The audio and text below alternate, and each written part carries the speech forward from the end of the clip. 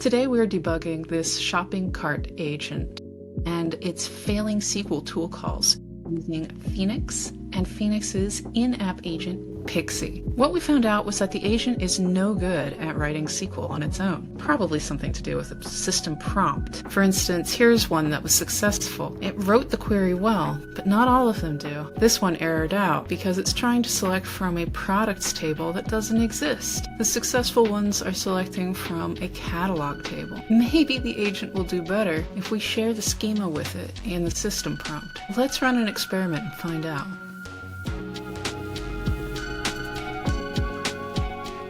Create an experiment with this data set where we can compare the traditional system prompt against one that includes the shape of the database.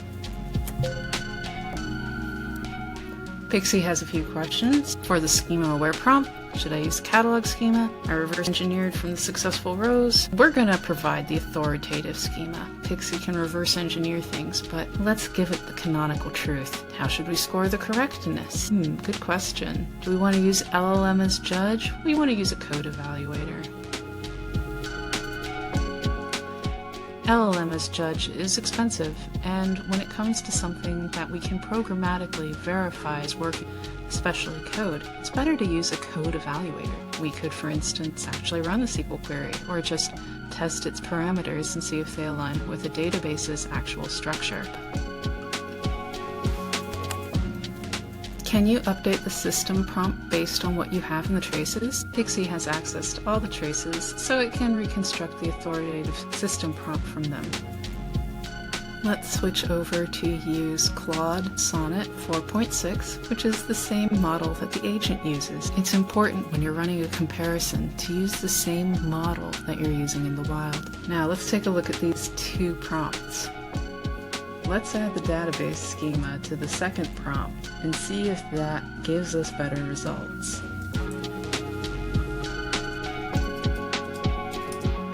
There we go.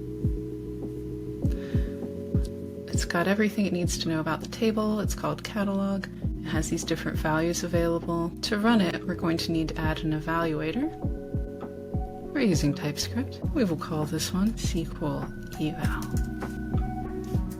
Can you help us write an evaluator to check to make sure that the outputs contain real members of the SQL query?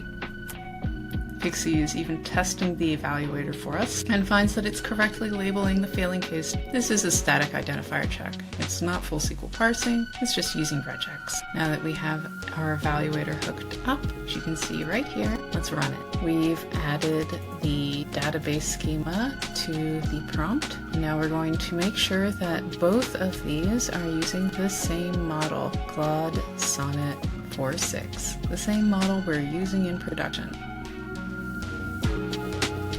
If you test two different models, you will get two very different answers. And here we're testing the prompt, you're not testing the models. That's for a different tutorial.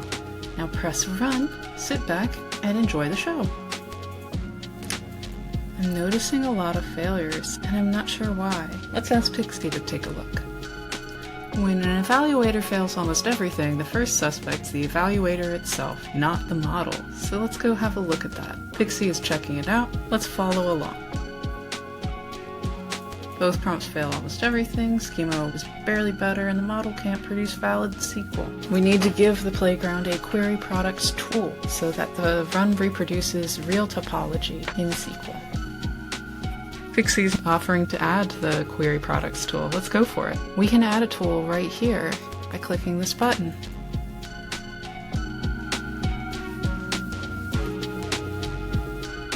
And now we're hardening the evaluator's prose fallback so it only extracts SQL from a fenced SQL block. It tests to make sure that one of the examples will pass. It's even offering to run the new test for us. Yes, please. Much better. the old outputs versus the new. Previously, we were getting some made-up objects in here. The output now is perfectly correct. So not only did we learn what a big difference it can make to keep that system prompt up to date with what the system actually resembles, but we also learned how to let our friend PXI and Phoenix help us write and run our own tests. This is all lovely in theory, but the real question remains, will this work in production? Join us in the next video when we'll see if this new approach to the prompt is actually going to fix our little agent in the wild. Don't trust hypotheticals, trust real runs.